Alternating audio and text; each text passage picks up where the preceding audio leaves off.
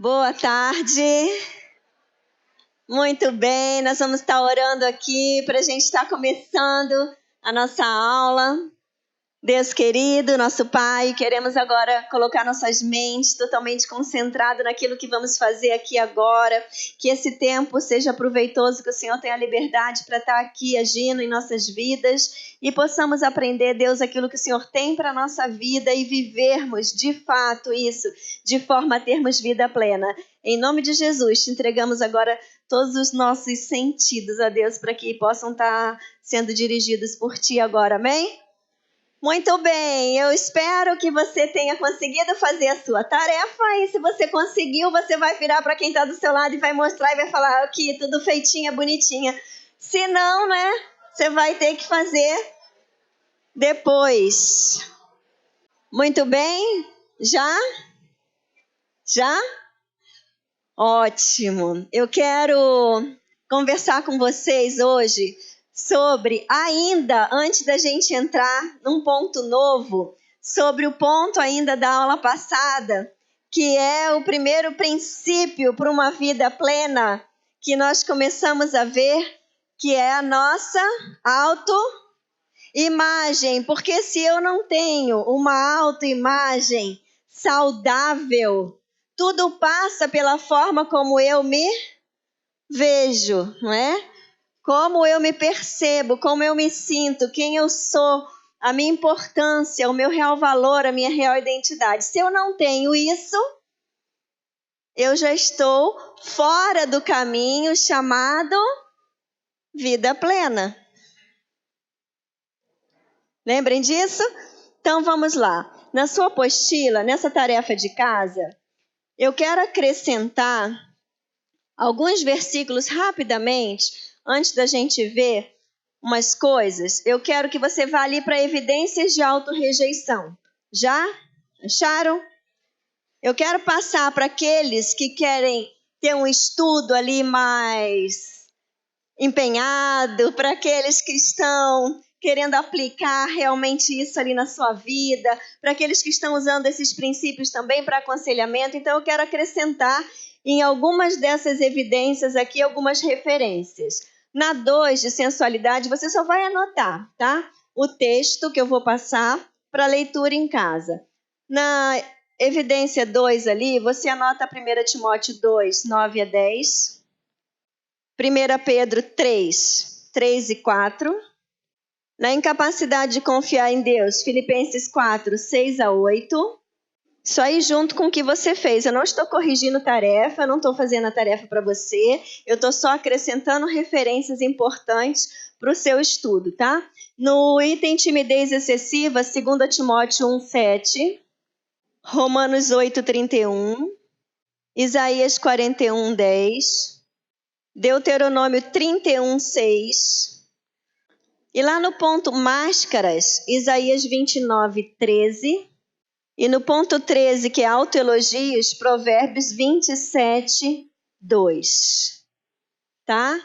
Então, isso aí eu enriqueci o estudo que você vai continuar depois em casa. Alguém precisa que repita? Pega quem está do teu lado aí, não pegou para te falar, levanta a mão que eu repito. Provérbios 27, 2.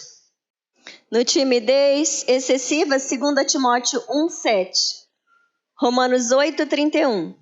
Isaías 41, 10. Deuteronômio 31, 6. Certo? Mais alguém perdeu algum? O 2? Sensualidade. 1 Timóteo 2, 9 e 10. 1 Pedro 3, 3 e 4. Certo? Muito bem. Essa aula de autoimagem, esse ponto de autoimagem, ele tem tudo a ver com a vida plena. E a aula passada, o que nós vimos? Como é formada a nossa autoimagem? Quem lembra, a gente fez uma pirâmide, a base da pirâmide, a parte de maior influência na nossa autoimagem, nós vimos que é a identidade. Aí foi subindo, qual é a segunda porção que forma a nossa autoimagem? A capacidade. E lá em cima, de menor importância, mas que também ajuda na formação da nossa autoimagem, merecimento. Então, é quem eu sou, diga quem eu sou. o que eu sou capaz de fazer e aquilo que eu mereço ter. Aí tem gente que fala assim, mas nós não merecemos nada. Isso é uma ideia equivocada, porque quando nós sabemos o nosso real valor, nós sabemos que não só o outro merece, como eu também mereço. Já viram aquelas pessoas que é tudo para os outros e nada para ela? A gente fazer sacrifícios, a gente dar a vida, a gente amar, a gente tratar os outros com honra, isso é uma coisa, mas tudo para os outros, nada para mim, isso reflete uma autoimagem frágil, uma autoimagem que não é saudável, porque se eu acho que eu não tenho um valor que eu tenho, então a minha autoimagem ela é saudável?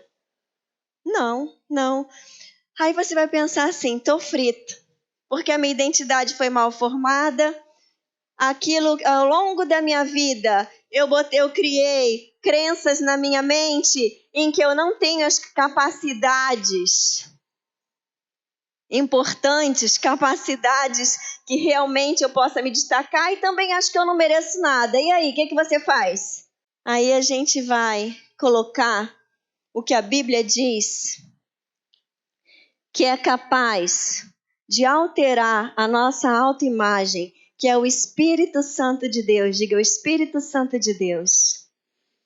Porque a Bíblia diz quem nós somos como criaturas formadas por Deus. Diz tudo que nós somos capazes de fazer, diz tudo que nós podemos alcançar, diz as lutas que nós podemos vencer, diz os desafios que nós somos capazes de enfrentar sem ficarmos derrotados, diz que podemos vencer todas as coisas, então a nossa autoimagem pode ser modificada. Diga, ufa! Ela pode ser modificada pela verdade de Deus. Vai ser um processo rápido mudar tudo aquilo que foi plantado, carimbado, não é? Tudo aquilo que entrou na nossa mente ao longo de uma vida? Não, mas é possível. É possível. Essa verdade de Deus, ela é capaz de transformar como eu me vejo, o valor que eu acho que eu tenho e a noção que eu tenho de quem eu sou como pessoa. Deus pode mudar isso por essa palavra. Tá bom? Isso encoraja vocês? Eu quero falar sobre essas evidências de autorrejeição. Isso é algo muito forte. Porque isso, pode mudar o meu olhar, o meu olhar sobre eu mesmo. Mas ele é tão forte que pode mudar o nosso olhar sobre o outro. Não quer dizer que se a pessoa tem uma dessas características ali, ela se autorrejeita. Mas quando a gente forma mais ou menos que um combo, já ouviram a palavra combo?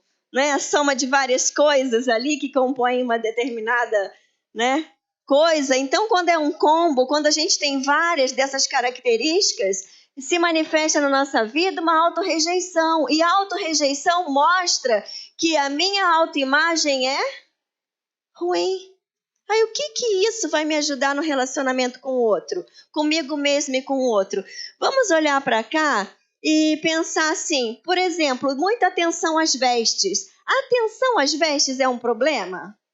Vocês acham que é um problema? Não é um problema. E ainda mais que varia personalidade e temperamento. Uns dão mais, outros dão menos. Quando que se torna um problema? Quando isso é capaz de roubar a sua alegria, quando é capaz de tirar a sua paz, quando é capaz de impedir o seu relacionamento com as outras pessoas. Pessoas que perdem, inclusive, o contato e a comunhão com outras pessoas por causa da roupa. Vocês já ouviram alguém falar assim, não vou na festa porque eu não tenho roupa? Normalmente essa pessoa não anda pelada, mas ela acha que ela não vai na festa. Ela não vai numa festa, não vai na outra festa. Ela perde festas em família, ela perde aniversários de pessoas importantes porque ela acha que não tem roupa. Dentro de uma balança, isso está fugindo o quê? Um equilíbrio. Eu brinco que a adolescência é a idade do reboco para as meninas, não é? Quem já viu as meninas na adolescência completamente rebocadas, com a cara com 3 quilos de base? Já viram isso, gente? Parece até que vai para pantomima. Sério, lá em casa a minha mais nova passou por essa fase. E ela, esses dias a gente deu risada de chorar. Tinha uma foto dela toda com vestido preto, toda chique, de salto, e a cara dela era puro reboco. Ela, meu Deus, mãe, como que você me deixava? Eu falei, sim, mas eu não deixava, né? Tava fora do meu alcance a quantidade de reboco que você queria passar no seu rosto. Porque muitas vezes o adolescente se olha e não se gosta. Ele fica querendo arrumar, já tá ali com a cara perfeita, fica querendo arrumar até enfeiar. Um exagero. Quando a gente vê aqui muita atenção às vestes, sensualidade, quantas vezes um de nós olhou para uma mulher com a roupa exageradamente sensual e julgou aquela pessoa? Esse julgamento, por isso que eu falei que quando a gente entende características que podem fazer parte da autorrejeição, a gente passa a olhar para o outro com amor. Por que que isso muitas vezes pode evidenciar autorrejeição? Porque algumas pessoas estão se olhando e estão fugindo de si mesmas, do que tem lá dentro, das suas dores, dos seus traumas, daqueles defeitos que ela enxerga mais do que todo mundo e que muitos nem existem. Elas estão se achando inadequadas, então elas focam tudo aonde? Na aparência, seja roupa ou sensualidade, dizendo, olhe para cá, para o que está por fora, porque o que está aqui dentro eu não quero mostrar para você. Por que que eu não quero mostrar para você? Porque às vezes nem eu quero ver, às vezes nem a própria pessoa quer encarar aquilo ali. Então a gente precisa pedir olhos de Deus para olhar não só para o que está dirigindo a nossa conduta, mas também para olhar as pessoas e antes de julgar, né? A gente viu nessa relação aqui tantas outras coisas, né? Timidez excessiva, atitude de superioridade. Quantos de vocês aqui têm medo de se aproximar de uma pessoa que, digamos que parece que está lá nas alturas com aquele ar de superioridade? Vocês não sabem se vão ganhar uma pedrada, se vai morder, se vai rosnar. Quem já passou por essa experiência? A maioria dessas pessoas, na verdade, está usando uma estratégia de autodefesa. O que elas querem, na verdade, você não chegue perto de mim, porque eu não sei como você vai ficar depois que você vê como eu sou realmente. Pode ser que você não goste. Então, tudo passa pela autoimagem, porque primeiro a pessoa precisa se gostar para ficar confortável na presença dos outros. Tem lógica para você? Traz lógica no seu coração? No meu coração isso é como um colírio, não é? Quando as pessoas estão com a vista embaçada, passa um colírio lubrificante e enxerga melhor. E a gente precisa desse discernimento para poder olhar para as pessoas que estão ao nosso redor. É muito triste na igreja quando a gente vê assim, discriminação em relação às pessoas. Às vezes as pessoas que reúnem algumas dessas características aqui, elas estão justamente dizendo o contrário, dizendo eu não me sinto confortável comigo mesmo. Nem eu estou me aguentando e eu estou sem condições de me relacionar com o próximo. Porque eu ainda não fico feliz e satisfeito comigo mesmo. E aí a lista segue, né? Timidez excessiva, que vai pelo mesmo caminho. A autocrítica nociva, que não é aquela autocrítica, nossa, isso aqui não tá bom, vamos embora seguir em frente, consertar, melhorar o que eu posso. É aquela pessoa que se deprecia tanto, que ela nunca está satisfeita com o que ela faz. Ela é sempre aquela que é a primeira a colocar ela para baixo. É de uma forma assim, que ela não tem sossego. Sabe uma pessoa que não tem paz? Porque o tempo todo ela acha que tudo que ela faz é ruim, porque ela se critica no sentido de que sempre ela acha que não tá bom. Então isso é uma autocrítica construtiva? Nociva. Tira a satisfação, tira a alegria, tira a paz. E assim vai nessa lista aqui enorme, né? Que você já deve ter visto em casa, feito suas tarefas. Mas por que eu estou parando de novo nessa lista aqui de evidências de autorrejeição? Por dois motivos. Comece a olhar se você se identifica com alguma dessas aqui na sua vida. De repente você falou, eu tenho várias dessas aqui e eu nunca tinha parado para pensar. Sabe por quê? Fala um pouquinho com quem está do seu lado aí. Como que de 1 a 10, o quanto que você realmente se gosta e é confortável com quem você é? Eu não disse acomodado, não é? Porque a gente tem sempre que melhorar. Mas o quanto que você... Como que é a sua autoimagem? Em relação à sua identidade, capacidade, merecimento. Quanto que você se aceita?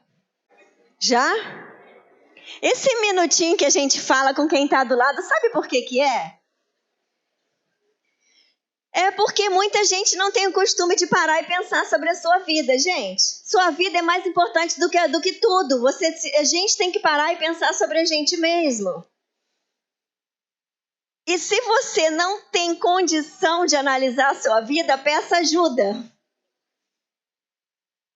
Peça ajuda. De repente você usou máscaras. Eu já conheci muitas pessoas que usaram máscara. Há pouco tempo uma pessoa falou para mim, um jovem, né, um tempo atrás, que por toda a sua vida usou máscaras. Foi crescendo, achou uma pessoa padrão e falou, eu vou ser como aquela pessoa, porque todo mundo gosta daquela pessoa, eu vou ser como aquela pessoa. Imagina a crise do presente. Quando ela vai para casa, quando ela deita na cama, quando ela tem que ficar sozinha com ela mesma. E ela pensa, mas eu não sou aquela pessoa que eu quero ser. Essa não é a minha natureza, essa não é a minha personalidade, esse não sou eu.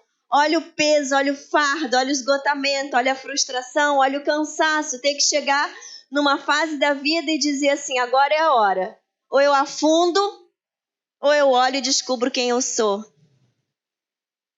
Para ter uma vida plena realmente. Não dá para ter vida plena sendo outra pessoa. Fala para quem está do seu lado. Não dá para ser vida plena tentando ser outra pessoa. Não dá, gente. Fala, todo dia vai ter alguém mais bonito que você, vai aparecer alguém mais inteligente que você e vai aparecer alguém com mais sucesso que você. Não dá, não dá. O tempo todo isso acontece. O padrão de beleza, ele muda. E não dá pra gente ficar correndo igual um louco atrás do padrão de beleza. Se fosse para correr igual um louco atrás do padrão de beleza, as mulheres iam começar botando o peito, tirando o peito, botando o peito, tirando o peito. Isso é uma loucura. Porque essa moda, gente, desde quando eu era pequena, já foi bonito grande, pequeno, grande, pequeno, grande, pequeno. É doideira, né? Pintar o cabelo ainda é mais fácil, mais rápido, menos sofrido e menos caro. Vermelho, azul, rosa. Dá para fazer isso. Cor do batom, do esmalte. Pega na sua apostila. Tem um item agora, nessa que você recebeu? Ah, não, então você vai receber já já. Nesse minuto. Tá aqui. Nossa, vocês, que eficiência! Uau! Obrigada, gente. Quando eu pisquei, quase todo mundo já ganhou. Quem não ganhou, ergue a mão. Que alguém vai chegar até você. Eu quero desafiar você a desenvolver um amor pela sua vida baseado no sentido real de valor que Deus te dá.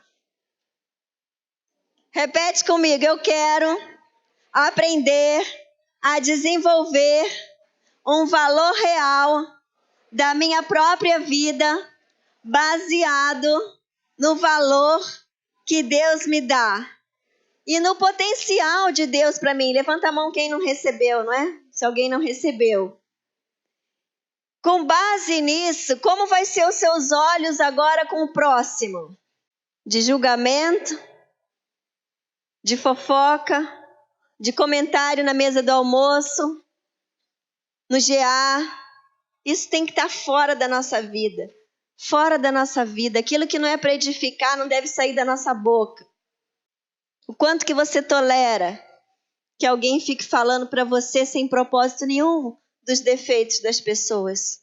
A gente tem que ter misericórdia, diga misericórdia. Misericórdia. A gente tem que pedir para Deus colocar um amor no nosso coração pelas pessoas tão grande quanto é o amor dele para aguentar todas as coisas que a gente faz e que Deus também se escandaliza. Eu quero pular essa parte e descer, depois subir. Vamos ali para respostas corretas a defeito. A gente viu sintomas, características de autorrejeição, não é? Quando a pessoa não se aceita, ela tem a sensação que ela não faz parte de algo, ela tem a sensação que ela não se encaixa, ela tem a sensação que todo mundo tem mais valor do que ela, que as pessoas estão olhando para ela, que estão falando dela, que ela não vai conseguir, que aqui, o que é bom é para o outro, mas não é para ela. Eu quero falar para vocês o seguinte: Jesus Cristo é um exemplo para a gente de caráter, diga caráter. E isso é de graça, é de graça. Gente, isso é a justiça divina. Justiça divina é porque aquilo que vale realmente a pena não precisa de dinheiro para pagar. Através dessa palavra de Deus, aqueles que têm acesso podem olhar o caráter de Cristo e deixar isso ser um modelo interior. Um padrão de beleza interior, porque o exterior muda, o exterior não dá para o bolso de todos, e o exterior, ainda por cima, não é um padrão de beleza permanente. E além de tudo, mesmo que algumas pessoas possam mais do que outras, tem defeito que não dá para mudar, não é assim? E aí? E aí você vai ter que aprender a lidar com os seus defeitos que são imutáveis. E esses que são imutáveis, graças a Deus, eles são referentes, não é, a exterior. Algumas vezes, algumas doenças físicas, emocionais, algumas coisas que de repente não vão ser rápidas, ou às vezes não vamos encontrar até mesmo cura, mas nós sabemos que o caráter de Cristo, que é o que é mais importante em nossa vida, é o que é capaz de satisfazer o ser humano. Porque as pessoas belas, as pessoas com saúde e as pessoas com muito sucesso financeiro, elas estão sujeitas a tristezas, a falta de esperança, a uma autoimagem completamente destrutiva, e muitas têm chegado ao suicídio. Então, essas três coisas, beleza exterior, o conhecimento, a saúde, o dinheiro, isso não é o responsável na base da nossa pirâmide, lembra? Do valor que nós temos. Isso é um acréscimo, é algo que vai lá em cima, aquela pontinha da pirâmide, mas não é tudo. Então, você tem aqueles defeitos. O que você vai fazer? Resposta correta a defeito. Primeiro, se for possível, corrija. Dá para corrigir? Corrija, dá uma arrumada, não é? Melhora. Faltou um dente. Em vez de ficar rindo banguela, vai lá, arruma, bota o dente. É um defeito corrigível. Dá para arrumar? Dá. Se dedica. Não é? Tem coisas que a gente pode arrumar. Então, vamos lá. Vamos endireitar. Oração de fé. Tiago diz assim: orais uns pelos outros para serem sarados. Existe o milagre? Existe defeitos que vão ser curados através da oração? Sim ou não? Todos? Não, gente. Não, se fosse assim não tinha ninguém doente. Não tinha ninguém com defeito. Mas Deus nos ensina a orar para termos cura. Então, nós vamos fazer a nossa parte. Não teve cura? Vamos seguir em frente. Vamos cuidar do coração. Vamos cuidar da emoção. Vamos cuidar daquilo que permanece. Vamos cuidar do nosso espiritual, do nosso emocional. Vamos cuidar também do nosso físico. Mas agora você vai ver aqui, ó. Aprenda a gloriar-se nos defeitos imutáveis. Como que, vou me gloriar no meu defeito imutável? Se é imutável, já diz, não tem jeito. Diga, não tem jeito. Então, se está ali, é porque Deus sabe que você pode aprender a viver e conviver com Ele. É engraçado, né? Que tem gente que acha que é meio que defeito ser baixinha. Eu vou contar para vocês que eu fui descobrir que eu era baixinha de verdade morando aqui no Sul. Porque lá no Rio de Janeiro quase todo mundo é meio baixinho. Tem umas altas assim, mas é um ou outro, né? Então eu falo, graças a Deus, isso foi uma coisa que na minha casa nunca foi colocado assim, ai, baixinho.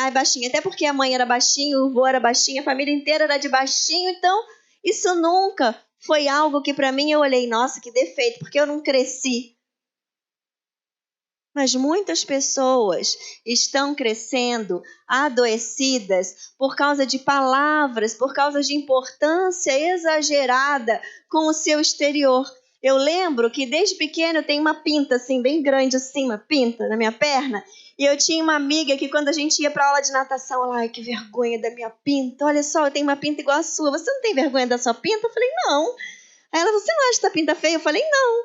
Minha mãe falou que essa pinta Deus fez para ela me achar mais rápido. E tranquilamente, achava a pinta a coisa mais bonita. A pinta. Tem coisa que para uns vão ser defeito, para outros não. Mas tem coisa que vão ser situações que para todos os olhos a gente vai enxergar que aquilo ali é algo que não está funcionando perfeitamente. E aí? O que a gente faz? A gente tem que seguir a vida. Se eu não posso fazer nada para mudar, se eu já orei e Deus não consertou, eu vou seguir a minha vida. Quando a nossa filha menor tinha 11 meses, ela estava andando e brincando, e eu falei para o meu irmão, segura ela porque eu estou com lasanha no forno. E ele se distraiu porque a criança dá um baile, e eu só ouvi o escândalo. As duas mãozinhas dela colaram no vidro do forno, as duas mãozinhas. E quando ela tirou, não dava para ver os dedos, era uma bolha inteira nessa mão, queimadura de 2º, 3º grau, foi horrível. E ela cresceu e ela tem umas cicatrizes na palma da mão, mais numa mão do que na outra. E ela tinha vergonha e ela falava, mãe, não quero que os outros vejam minha mão, eu tenho uma vergonha dessa cicatriz pequena. E eu fui falando para ela, filha, sabe o que essa cicatriz diz? Essa cicatriz diz o dia que Deus guardou você. O Deus que Deus guardou de você perder os dedos. Ah, mas se ela tivesse perdido os dedos, Deus guardou de perder a mão. Se tivesse perdido a mão, Deus guardou de perder o braço. Sempre poderia ser pior. Sempre Deus está nos livrando todo dia, todo tempo. Ela levou algum tempo para absorver isso. Ela ficou um tempo com vergonha. Ela, mãe, quando eu arrumo namorado, eu tenho vergonha de dar a mão. Porque minha mão é toda grossa com essas cicatrizes que fica arranhando. E eu sempre falando para ela, hoje ela perdeu isso. Eu falava, filho, o dia que você for casar com alguém, ele vai olhar essa cicatriz e vai falar, que linda essa cicatriz na sua mão. E vai olhar com os olhos de Deus. E o marido dela falou que é bonita mesmo, aquela cicatriz da queimadura na mão dela. O que é que você tem focado? Eu quero que você complete aí na sua apostila. Faça desses defeitos uma marca da posse de Deus. Uma marca da posse de Deus. Talvez algumas pessoas, a minha voz, vocês não veem que a minha voz tem defeito. Sabe por quê? Porque eu só falo para vocês. Se eu for cantar para vocês, vocês vão ver que o Paulinho fala que não é desafinada, né, Paulinho? Não sei se foi bem isso que ele falou. Acho que você falou que eu podia aprender a cantar, né? Alguma coisa assim.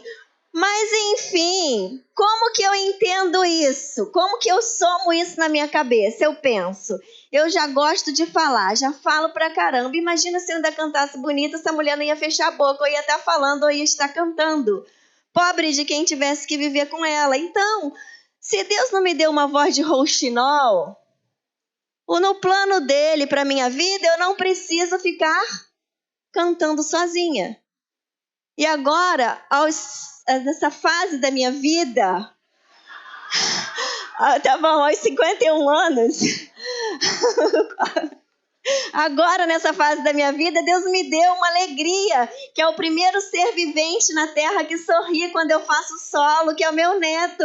Ele fica, gente, eu tô realizada, eu faço canto tanto sozinha para ele, e ele tá sempre feliz. Aquilo que a gente não tem é porque não dá para mudar, aquilo que a gente não consegue mudar, aquilo que não dá para dar jeito, é porque não vai fazer falta no plano que Deus tem para a nossa vida. E aí vem a tal da comparação com o outro, e vem o tal do focar, não, mas aquilo, mas o outro tem porque eu não tenho, mas o outro é assim porque eu não sou, mas... E aí sabe o que a gente faz? A vida passa, fala para quem está do seu lado, a vida passa. E o potencial que Deus deu fica ali enferrujando, porque a gente quer focar naquilo que não dá para ter e não no que a gente tem. Então, faça uma marca, faça deles uma motivação para desenvolver qualidade interior. Então, ao invés de eu ficar só querendo cantar, eu vou desenvolver outras qualidades, né? Vai que eu ia ser exibida se eu tivesse uma voz linda. Sei lá, né, gente? Deus conhece a gente bem, mais do que a gente. Faça deles um meio de você ser um servo melhor. Sabe por que que às vezes a gente não sabe lidar com defeito?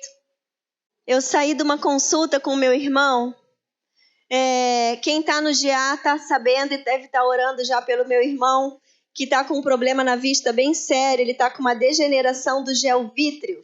E ele ficou cego de uma vista por 3 meses. E depois de 3 meses ele voltou a enxergar dessa vista. E agora aquelas sombras que formam conforme o gel vai sumindo, secando, né, se desfragmentando, vão formando sombras e é como se formasse cortina e ele está perdendo parte da visão. E o desespero dele, porque ele é escritor, ele é filósofo, ele usa a vista para tudo, é ficar cego. E as pessoas estavam orando e agora a gente foi no oftalmo que virou ele do avesso de tudo que é exame, um especialista, uma bênção do Senhor. E ele falou, olha, esse problema existe, mas todo o resto da sua vista, mácula, nervo óptico, todo o resto está perfeito. E eu posso dizer para você que apesar de você ter que aprender a conviver com esse problema, você não vai ficar totalmente cego das 2 vistas. Gente, eu saí ali daquela consulta, no meu coração, o que eu queria era fazer uma festa. Eu só pensava, gente, tem que fazer uma festa, tem que ligar para todo mundo, tem que fazer uma festa. Sumiu a mancha da vista dele? Não. Voltou, regrediu? Não. Mas Deus disse que isso ali, ele usou a boca do médico, não vai virar uma cegueira. Por que eu estou falando isso? Porque eu saí dali, eu considerei isso uma boa notícia. Que não ia virar uma cegueira 100% das 2 vistas, nem de uma vista. E agora qual é a escolha daqui para frente? Pensar na parte da vista que não tem ou pensar no que ainda dá para ter no resto da vida? O que isso tem a ver com a gente? Sempre tem na nossa vida uma parte que é a boa notícia. E a gente tem que fazer festa com a parte boa. E o que a gente faz? Eu falo que se fosse lá no Nordeste, iam falar que a gente é leso. Essa é a linguagem amazonense. Tu é leso, é? Por quê? Porque às vezes a gente pensa no que tá, não depende da gente para resolver, não dá para resolver, é aquilo que no momento é insolúvel e a gente foca justamente aonde? Nisso. Sabe como é o nome disso? Obsessão. Sabe o que isso faz? Tira a nossa energia, tira a nossa força, tira a nossa vida, tira a nossa alegria. Vamos focar na parte, fazer festa com a parte abençoada. Conversa aí com quem está do seu lado. O que você tem para compartilhar sobre isso? Já ouviram aquela história que todo mundo tem defeito? Que quem quer perfeito está sempre trocando, igual aquela criança que escreve errado, arranca a folha do caderno. Borra uma letrinha, arranca a folha do caderno. Trava a vida. É um perfeccionismo exagerado e de repente você está atrás na tua vida de um perfeccionismo que você não vai alcançar. Encara, ó, isso aqui tá... Eu sei uma lista dos meus defeitos, das minhas inabilidades. Eu consigo me perder até dentro do hotel, porque o meu senso de espaço assim, é impressionante. Quando eu demoro para chegar, o Jefferson já está rindo e eu já chego rindo da lágrima descer. Ele se perdeu, né? Amor, acredite, me perdi. Mas vou fazer o quê? Essa altura do campeonato, eu já aprendi agora a usar um GPS a pé. Nossa, eu fiquei tão feliz que tem 2 funções no GPS, de carro e a pé. Eu falei, uau! Porque um dia desse eu me perdi em Rondon lá a pé. Meu Deus, o que eu andei naquela estrada lá, tentando chegar num lugar, eu estava indo contrário. Senhor, eu pensei, como que eu faço? Como que é o GPS a pé? Eu já sei que isso aí é uma área que não funcionou muito bem no meu cérebro, não desenvolveu essa parte. Sei lá por quê. O que eu faço? Acho o meu jeito de compensar de outras formas. Pergunto, aprendi a perguntar desde pequena, não tenho vergonha, acho o caminho e chego onde eu tenho que chegar. Não sei, tem mais, isso aí é umzinho deles, tem mais uma lista.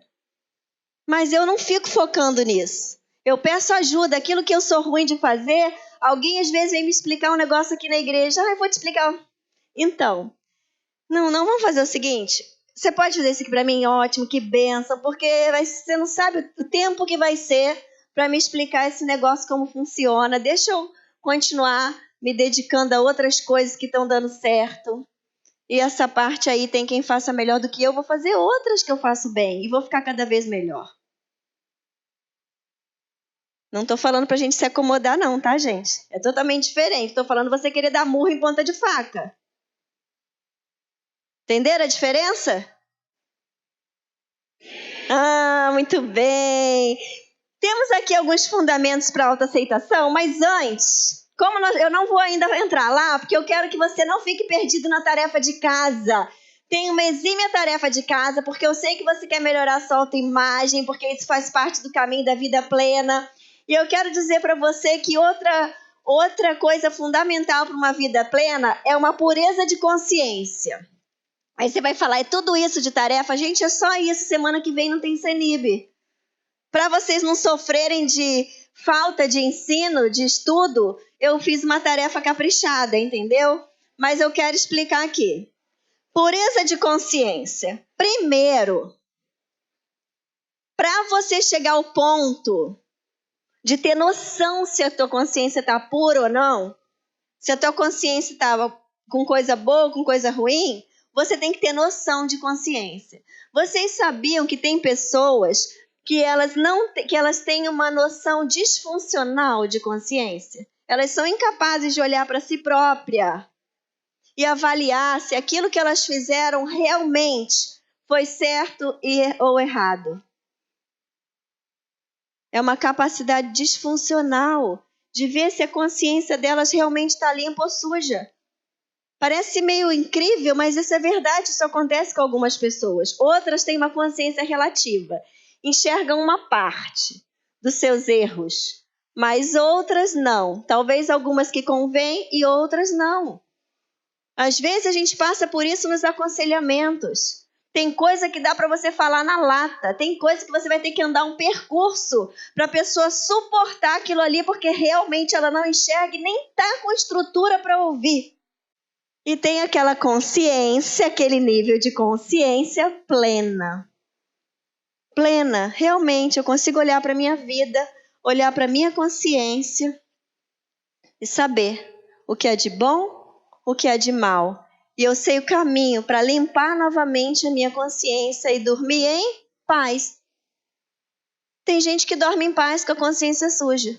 Por quê? Nem sabe. Está tão disfuncional o seu entendimento sobre a sua consciência que não tem nem noção. Está todo mundo enxergando. Já ouviu falar? Está dormindo o sono dos justos?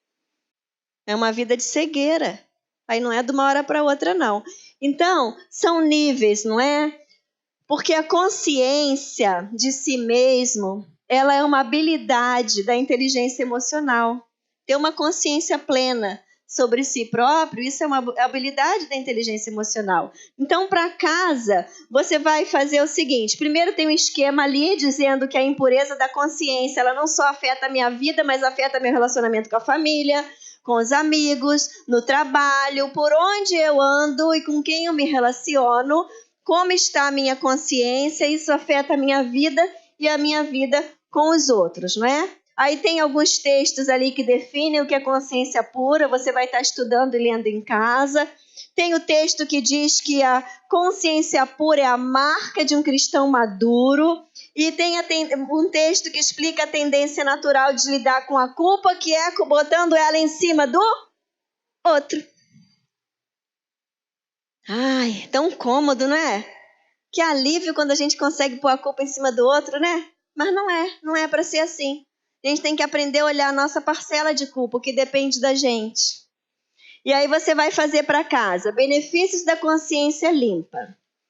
Você vai ler os textos da palavra de Deus ali, e cada um deles mostra um benefício. Por exemplo, eu vou falar aqui um ponto só para ensinar e você faz em casa. O A. Esses textos bíblicos, eles mostram que a consciência limpa nos traz um benefício que é aproximar a proximidade de Deus. A gente consegue se aproximar de Deus muito mais fácil com a consciência limpa, não é? Então eu estou ensinando para você como fazer. Lá no fatores que afetam positivamente a consciência, o texto de 1 João 2,27 mostra que o Espírito Santo na nossa vida pode afetar a nossa consciência positivamente, porque a Bíblia diz que o Espírito Santo nos guia a toda verdade.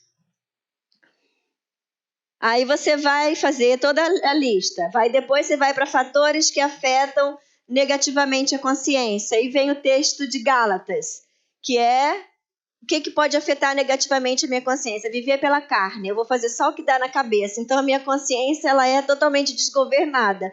Conforme os meus altos e baixos e as minhas escolhas, ela limpa, suja, não sinto nada, cauterizada e assim vai, tá? Negativamente. Entenderam como é a tarefa?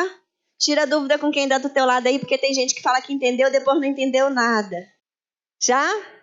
Fundamentos para autoaceitação. Primeira coisa, você precisa saber, diga, há um potencial dado por Deus para mim. Cadê o sorriso? Cadê a alegria? Cadê a comemoração? Há um potencial. Uhul, isso, agora eu gostei. Uma notícia boa dessa, gente. Né? Isso aí.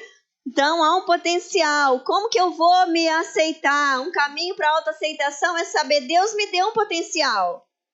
Então, ao invés de eu parar de ficar olhando o tempo todo obcecado pelo defeito, eu vou investir no meu potencial. Que o propósito básico de Deus é nos criar para ter comunhão com Ele e para refletir a presença de Deus na Terra. Agora eu quero que você leia 2 Timóteo 2, do 20 a 22. Não, vamos pular esse. Peraí, eu quero que você leia um outro aqui, senão não vai dar tempo. O número 2, Satanás ele está nesse mundo. E ele quer destruir o nosso potencial. Eu vou dar um exemplo. Vou pedir para o pastor Christian, que está aqui na frente. Me ajuda fazendo favor? Ó, a Bíblia fala que nós somos uma carta de Deus. Ó, ele é uma carta de Deus. Se ele é uma carta de Deus, quando eu conviver com ele, eu vou ver quem? É para eu ver quem? Deus. Satanás quer que as pessoas enxerguem Deus, a presença de Deus uma nas outras. Então ele vai perturbar para que quem conviver com ele não leia o quê? A carta de Deus. Porque tem um potencial aqui tão grande, tão grande, tão grande, que quando desenvolvido as pessoas vão ver a presença de Deus. Mas existe uma força espiritual também maligna que opera nesse mundo, que não é só a nossa força emocional, a nossa força toda orgânica e nem as circunstâncias, mas também existe algo espiritual, porque a gente está falando aqui de coisas eternas. E nós somos essa carta de Deus. Então, fala para quem está do seu lado, não seja bobo. Tem oposição, obrigada. Tem oposição. Agora em dupla, leia aí o versículo Colossenses 2, 8 a 10 em dupla. O ponto 3 ali. Colossenses 2, 8 a 10. Já? Leram? É impossível terminar de ler esse versículo sem sorrir, gente. Esse versículo diz que em Cristo nós tem o que dentro da gente? Tem o que dentro da gente?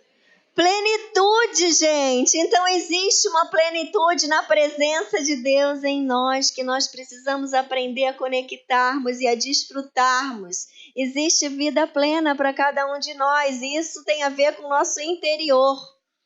É de dentro para fora, não de fora para dentro, não é? Eu gosto muito, acrescenta aí no ponto 5, Filipenses 1:6. Esse versículo, Filipenses 1:6, ele diz que Deus não terminou a obra que Ele começou na nossa vida. Eu amo isso. Ou seja, pode ainda melhorar. Vamos repetir, ainda pode melhorar. Nossa, pode ficar melhor ainda? Isso é bom. Isso é esperança, isso é encorajamento, não é? Não há um ideal de aparência exterior, mas há um ideal de aparência interior. Em qual você tem focado? A vida plena. A gente viu naquela aula passada tudo que faz parte da nossa vida, mas a base de como eu me relaciono comigo, com os outros e com Deus é como eu me vejo, é a minha identidade. E a base disso é o interior. É o valor que eu tenho de dentro para fora, porque de fora para dentro está sujeito a qualquer mudança. do dia para a noite, num piscar de olhos. Em alguns países até o furacão. Aqui no Brasil, enchentes. E aí? A gente não sabe. A gente não sabe se amanhã a gente vai estar aqui com 2 pernas, 2 braços, 2 olhos. E aí? Aí debita parte do valor que nós temos? No ponto 8, eu já falei para vocês do 7, e o 8 a gente também está conversando, que a nossa felicidade não depende do que está no exterior. O exterior, ele é a consequência do quanto que a gente se gosta. Então, eu vou cuidar do meu exterior. Porque dentro eu estou tão bem que é o reflexo. É o reflexo. Então, essa beleza de dentro vai jorrar para fora, se manifestando na forma como eu me cuido, equilibrada dentro das minhas posses, dentro do que é possível, dentro da minha realidade, de forma saudável. E muitas vezes Deus sacrifica a beleza exterior para trabalhar interior, porque Ele nos conhece bem. Diga, Ele nos conhece bem. Verdade? E aí, uma outra forma, que eu já exemplifiquei aqui com o pastor Christian também, da gente se aceitar, é lembrar que a gente está nessa vida e faz parte do propósito da nossa vida o nosso relacionamento com pessoas. E o nosso relacionamento com pessoas tem que ser: eu estou tão bem comigo e com Deus que eu posso ficar bem com você também. E eu posso, inclusive, ajudar você a desenvolver um relacionamento com outras pessoas. Isso é natural. Deve ser natural. Então diga, eu com Deus, eu comigo e eu com o outro. Às vezes a gente quer inverter essa ordem, não é? Eu quero que você feche o seu olho agora e pense o que você não se aceita. E eu espero que você pense agora: eu não aceito dormir com pecado. Ótimo! Vai lá, faz as pazes com a esposa, vai lá, devolve o que você pegou, vai lá, pede perdão do xingamento. Isso é coisa que você não pode aceitar realmente. Mas o que é que você está dando martelada aí, já está com a mão sangrando e não consegue seguir em frente, não depende de você? O que você está focando errado, que está travando a sua vida, atrapalhando a plenitude? Faz uma oração sua para Deus aí. Cada um sabe o que vai falar para Deus agora nessa hora. Eu quero encerrar essa aula dizendo que quando você acabar essa oração, a hora que você for embora para casa, coisas ruins vão continuar acontecendo na sua vida. Porque enquanto a gente está vivo, a gente está sujeito a coisas boas e coisas ruins. As coisas ruins vão fazer parte da nossa vida. Enquanto a gente viver, uma hora mais, outra hora menos, umas com mais intensidade, outras com menos intensidade. Mas é possível desfrutar de uma plenitude interior, independente das circunstâncias. E isso não é pago com dinheiro. Isso é a graça da verdade, da presença de Deus, trazendo à nossa mente a sanidade, a um equilíbrio saudável. E dando uma estrutura para passarmos por tudo que tivermos que passar, sem perdermos a paz e a vida plena. Então, durante essas semanas, aí até sem ser esse domingo que vem o outro, para e olha para a sua vida e vê como que o tanto do valor que você realmente tem se dado. Se está equiparado ao valor que Deus te dá, se não está na hora de você dar uma guinada, fazer mudanças e experimentar uma autoimagem que Deus preparou para você, dada pelo próprio Criador. Deus abençoe, gente! Bom culto para quem vai ficar, boa noite em casa para quem vai para casa e boa semana. Orem pela Bela e a Fera e tragam convidados.